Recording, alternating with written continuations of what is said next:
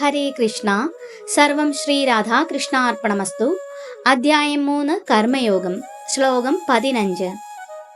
കർമ്മ ബ്രഹ്മോദ്ഭവം വിദ്ധി ബ്രഹ്മാക്ഷര സമുദ്ഭവം തസ്മാ സർവഗതം ബ്രഹ്മ നിത്യം യജ്ഞേ പ്രതിഷ്ഠിതം.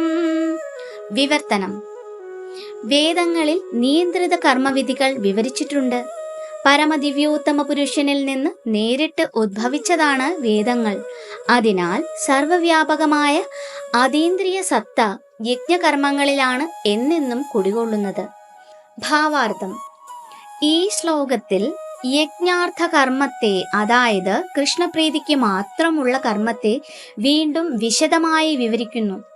യജ്ഞപുരുഷനായ വിഷ്ണുവിനെ തൃപ്തിപ്പെടുത്താനാണ് കർമ്മം ചെയ്യുന്നതെങ്കിൽ അതിനെക്കുറിച്ചുള്ള നിർദ്ദേശം തേടേണ്ടത് ബ്രഹ്മത്തിൽ അഥവാ ദിവ്യമായ വേദത്തിൽ നിന്നാണ്.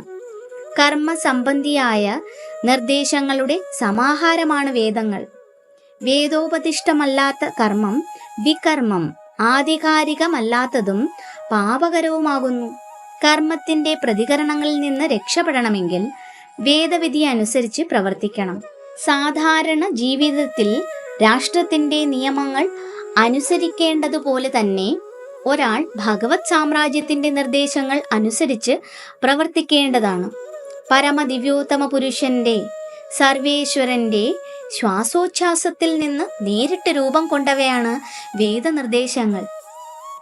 അസ്യ മഹതോ ഭൂതസ്യ നിശ്വസിതം ഏതത് യത് ഋഗ്വേദോ യജുർവേദ സാമവേദ അഥർവാങ്കിരസഃ.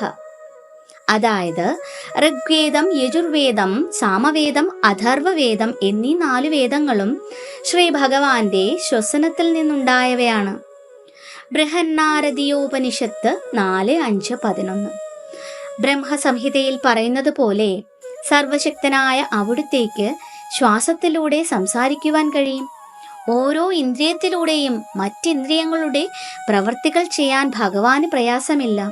ശ്വാസം കൊണ്ട് സംസാരിക്കാം, ദൃഷ്ടി കൊണ്ട് ഗർഭോത്പാദനം നടത്താം. വാസ്തവത്തിൽ അദ്ദേഹത്തിന്റെ വീക്ഷണമേറ്റ ഭൗതിക പ്രകൃതിയിൽ നിന്ന് സകല ജീവജാലങ്ങളും ഉദ്ഭവിച്ചു എന്ന് പറയപ്പെടുന്നു.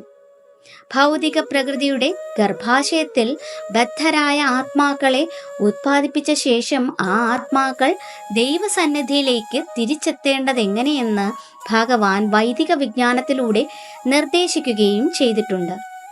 ഈ ലോകത്തിലെ ബദ്ധരായ ജീവാത്മാക്കൾക്കെല്ലാം ഭൗതിക സുഖ ആസ്വാദനത്തിലാണ് ആസക്തിയെന്ന് നമ്മൾ ഓർക്കണം.